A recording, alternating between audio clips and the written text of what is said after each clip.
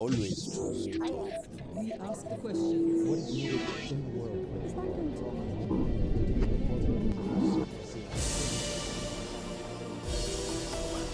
Ukrajinski politolog, akademik i pisac. Bavi se fenomenom ekstremne desnice i ruskim nacionalizmom. Godinama otkriva veze između evropskih radikala i ruskih vlasti. Direktor je neprofitne organizacije Centar za demokratski integritet i istraživač na sveučilištu u Beču. Anton Šehovcov za Al Jazeeru govori o ruskoj agresiji na Ukrajinu, ruskom nacionalizmu i stanju evropske ekstremne desnice. Mr. Šehovcov, welcome to the program of Al Jazeera Balkans. Thank you for having me. And thank you for agreeing to this interview in Vienna. Could you tell us a little bit about your book, which is actually the reason why we're here and why we're interested in the topic Russia and the Western right? You know, my academic background is in two areas, two main specific areas. One area is Russian nationalism or Russian political system, and the other area is the European far right. So I had published on these topics quite a lot, but in 2014, following the Ukrainian Revolution of Dignity, how it is called in Ukraine, I saw that, for example, in Crimea, during the occupation of Crimea, I had these two areas of my academic interest being combined somehow, especially on the 16th of March 2014, when the Russian occupation forces held this legitimate referendum in Crimea and in Sevastopol. I saw representatives of the European far right playing a role of observers at that illegitimate, illegal referendum. And I became extremely interested why it is happening. And basically these two areas of my academic expertise, they were combined, and I started looking at the relations between the European far right on the one hand and Russia on the other hand. What obstacles did you have, and how was the research going? I mean, what kind of data did you use? What did you look into? You know, I must say that in particular areas, on particular issues, it was very difficult to research, and I cannot say that I researched everything. And one specific area is, I think it's quite understandable, it's the financial support that is or was coming from Russia to the European far right, because all these relations, they're very secretive, they are very covert. These are covert operations that the European far right and Russian stakeholders were involved in. So everything that concerns money, that was extremely difficult. And again, I will repeat myself, not everything I have uncovered, because I'm a political scientist. Some of these things, some of these issues are clearly not for political scientists to do research, and for investigative journalists, it's for even security services. So what I could find, again, some of that research was based on secondary sources such as investigative journalism, sometimes hacked emails.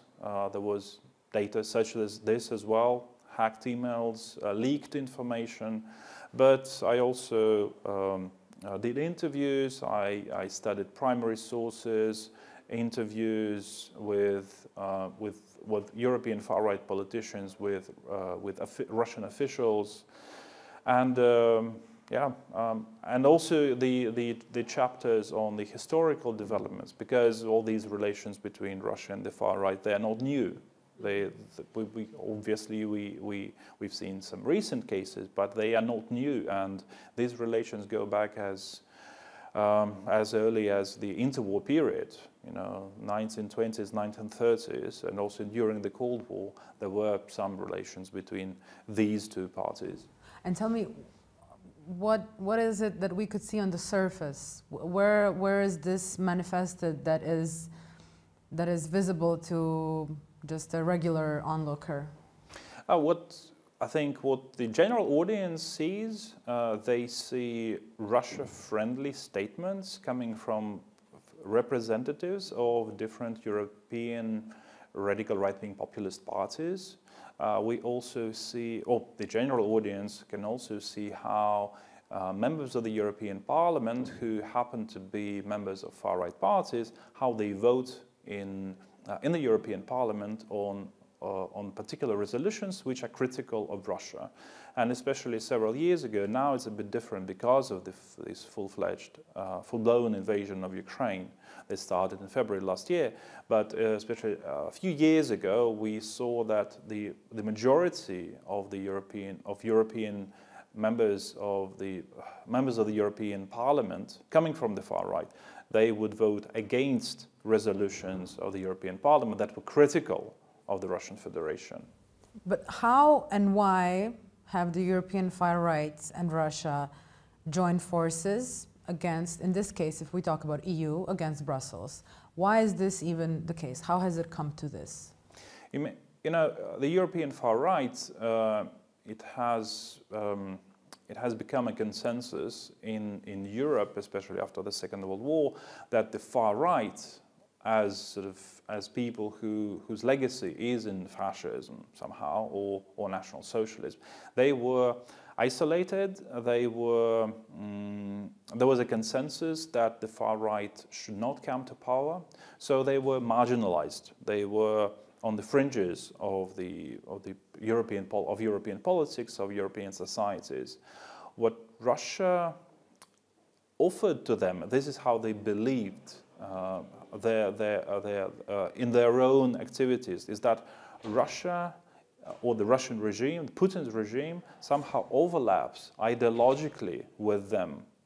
And Russia is not a marginal country. It is, at the very least, a regional geopolitical power. So by linking themselves to Russia, they pretended that they are not marginal, that they are not on the fringes, they are linked to a major regional power. They gave them confidence.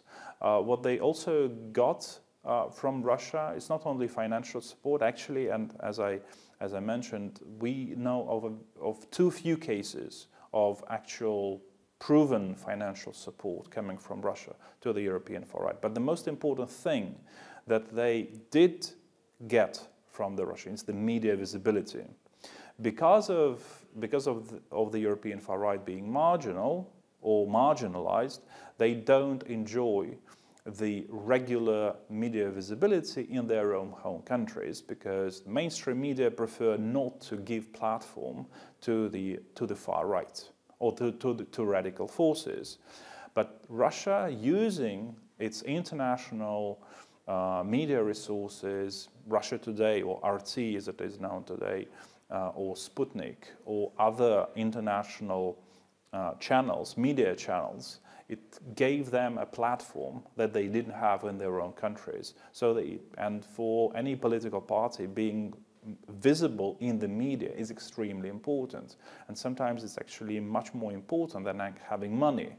You know, media visibility is the road to success. The more media visibility you have, the more electoral support you may have. Does this also offer some kind of a platform for Russia to, I don't like this word, but infiltrate in ways or influence political streams in some of these countries? Russia would use the far right to influence particular areas or particular aspects of debates, of political debates in European countries.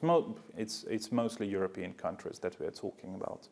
But I can't say that the European far right is the only agent of, well, at least some European far right parties are not the only agents of Russian influence in Europe, in Western democracies. Where is this influence the strongest? Mm-hmm. I think, well, we can talk about two different periods. One period is before February 2022, so before this full-blown invasion, because we actually now live in a very different era in a way. So before everything started to happen, the strongest far-right support that Russia had in Europe was in France, in Italy, in Austria in a way, and in Belgium, in the Netherlands. So in these countries, and in Germany, of course. But now things have changed quite dramatically. And now I would say that the major far-right party that can be considered pro-Kremlin, pro-Russia, is the Alternative for Germany in the Federal Republic of Germany. They have the strongest and the largest group inside the party, which is unambiguously pro-Kremlin and pro-Russian. And I think they actually became even more pro-Kremlin because of the war, or during 2022. Now we live in this new reality, as you called it, where that Putin, that the right that we're talking about, has rooted for and presented his army and his country as a very strong one.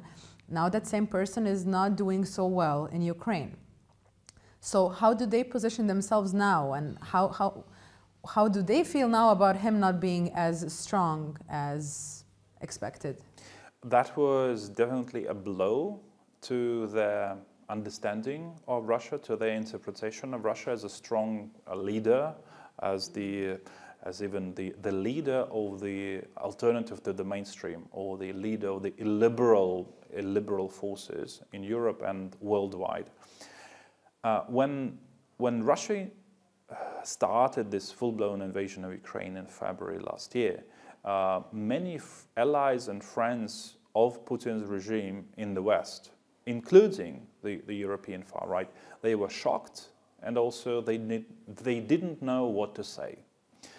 Some of them, who are probably the smartest, and here I'm talking mostly about Marine Le Pen, the leader of the far right in France, they decided to distance themselves from Putin's regime because that was too much. It's one thing when you try to legitimize the annexation of Crimea that was annexed and occupied by the Russians with, say, little blood. But there is another thing when you have thousands of victims. So they didn't know what to say, how to justify the Russian aggression, and but with the time, some of them, not all of them, Russia did lose lots of friends that it used to have, but some of them they recalibrated their narratives and their arguments. So now they are talking about peace, and this is not, again, this tactic is nothing new. The Soviet Union used the same narratives during the Cold War, trying to attack the West on this propaganda level. The position of the Soviet Union that it was for the international peace, against the war and for peace. And this is something that they're using today. They didn't have to invent anything.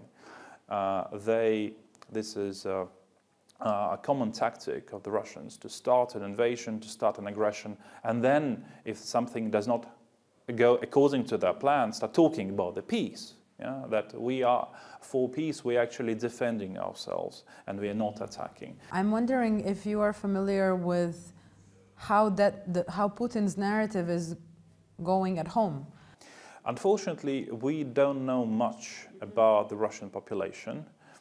We know that there is no lack of information about the war. Despite censorship, well, state-controlled censorship, despite many more or less independent media being closed in the Russian Federation, the internet is still a window of opportunity for common Russians to have a very different point of view on the war, a point of view that is different from the official point of view. The problem here is that they are not very much interested in real information, in truthful information, although they do have this access to information. But we don't know how they respond to this, and the existing social research does not allow us to see a clear picture of what is going on there. There is support for the war. There is also some dissent, but because the Russian system is a repressive system, it's extremely difficult and very extremely difficult for common Russians to express their views. What elements of Russian nationalism are being used in legitimizing the invasion of Ukraine?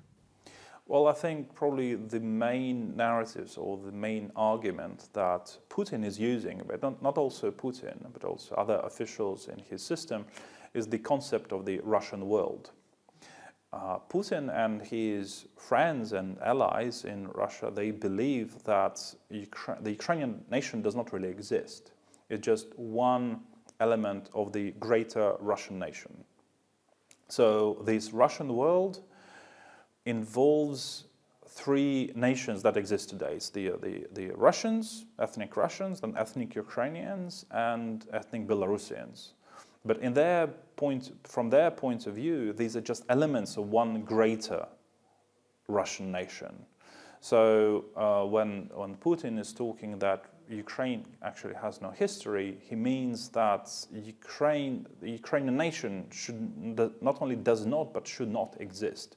And this is a very specifically Russian imperial notion of nationalism, that we have this tripartite greater Russian nation, consisting of three parts, and Ukrainians, for example, they cannot be, or they shouldn't be westernized, they shouldn't become part of the West, because they believe that this greater Russian nation is a separate civilization. This is their belief, and they try to impose this belief and establish what actually does not exist. Are there similarities between Russian nationalism, as you just explained, with certain Balkan policies, especially Serbian nationalism? Yes, indeed. I think there are many parallels between Russia and Serbia, or I would even say between the Soviet Union and Yugoslavia, and also the histories of these two states. And I do believe that this Serbian nationalism, or the concept of a greater Serbian nation, is very similar to what Russians think when they talk about the Russian world or the greater Russian nation. And also when I'm asked sometimes whether or who we can compare Putin to, whether it's Hitler or whether it's Stalin, my answer is always he can be most efficiently compared to Milosevic. He has the same idea of a great past, of some great history that he wants to defend and he wants to recreate, but he doesn't understand that history goes forward, and some notions that existed in the past, we cannot get them back. And only through such crimes as genocide, these people, these dictators, can actually try to acquire what is gone. And they have these very strange conceptions of their own nations, and they try to subjugate other people, subjugate other nations, to conform, bring this alternative reality that they have in their minds into a real reality. But then again, it's not just these dictators. It's not just that one person. There is a whole system behind. There is a population. We're talking about Russia. We just talked about this. There is some dissent. There is some opposition. But there is a lot of quietness. There is a lot of doing nothing. And there is some support. I think what we are dealing here can be described as a spiral of justification. On the one hand, you have the population that express support, populations or societies that express support for a particular type of a national leader, and then this national leader looks back at the population and tries to figure out what policies of his, and it's usually his, not her, would be supported by the population. So you have this spiral of even radicalization when the population on the one hand and the national leader or dictator on the other hand, they reinforce each other. And this is how we get to those extreme situations like war or, in some cases even genocide. Denazification. You are of Ukraine. You are somebody who studies and studied the far right. What can you tell us about the grounds for these accusations? Well, first of all, this whole idea of denazification that's in the mindset of Putin, it has nothing to do with Nazism at all. We should, I will give you a very different perspective. During the Soviet times, when you had this, when Marxism was a predominant teaching or predominant ideology, communism, Soviet ideology, the definition of fascism was through the approaches towards the Soviet Union. To put it simply, in their view, fascism or Nazism is anti-Sovietism. So this is the definition that you have. In the mindset of Putin's and his regime, fascism that exists today is being anti-Russian. So if you believe that Ukraine wants to have a separate life, away from the Russian Empire or away from the Russian imperialism, then they interpret Ukraine as being anti-Russia. So if it is anti-Russia, it is automatically fascism. So every person who believes that the Ukrainian nation exists and that it has a right to be separate from the Russians, from the Russian nation, is automatically considered to be a Nazi. This is what they believe there is. This is what denazification means. It is bringing Ukraine or the Ukrainian nation back to being part of the greater Russian nation. This is how they define it. It has nothing to do with the studies of the far right or of Nazism or fascism at all. This is only about their own understanding what the great Russian nation is. In terms of accusations for Nazism, very often we heard the argument that the Azov Brigade, or originally Azov Battalion, is one of the culprits for this. However, that unit has been integrated inside of the military. Are there still grounds for Russia or anybody else to classify them as such? No, Russia has no grounds to classify anything at all. It's an aggressor, it doesn't have a say in this conversation. Azov Battalion, as a volunteer unit that was formed in May 2014, it was indeed formed by a far-right organization, a Ukrainian far-right organization, where actually the majority of those activists who formed it were Russian speakers. They were Russian-speaking Ukrainians who formed the Azov Battalion to defend Ukraine from the Russian aggression. But since it was for some time, it could be considered to be a political organization in a way.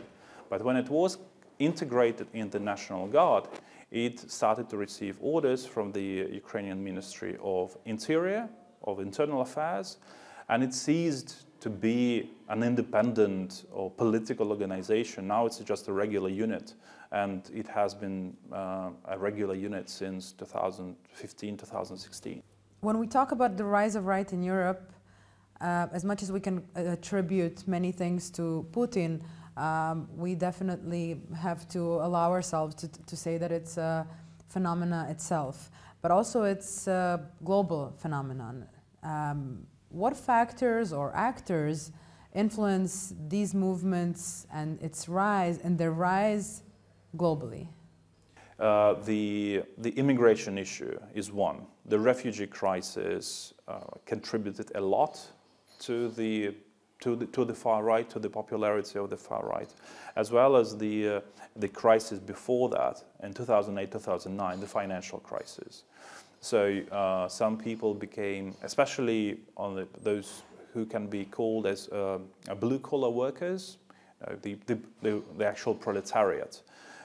They were hit quite hard, and some of them would switch from their previous support for the Social Democrats or Socialists to the far right, because in many ways the economic programs of the center left and of the far right, they're quite similar in a way.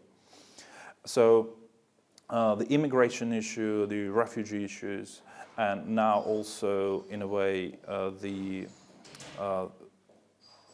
the COVID-19 pandemic, which had a dual effect on the far right. On the one hand, when Europe essentially closed the borders, then people, or the far right, suffered a blow because there was a feeling before that it was only the far right who were arguing for the closure of borders.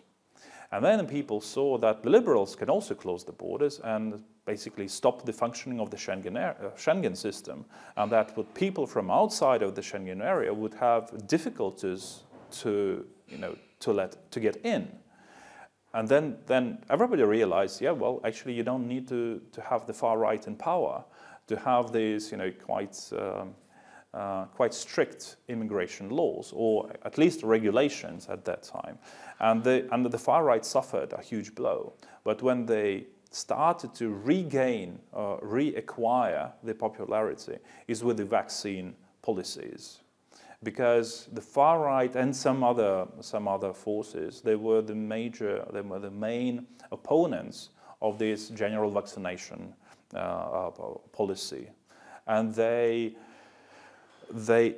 efficiently they managed to accumulate the quite widespread dissent and opposition to vaccination. Vaccines saved the far right in a way, because before that they were suffering from this loss of popularity because of because of the closure of the borders. Mr. Šehovcov, thank you for being a guest in the program of Al Jazeera Balkans. Thank you. It's been a pleasure talking to you.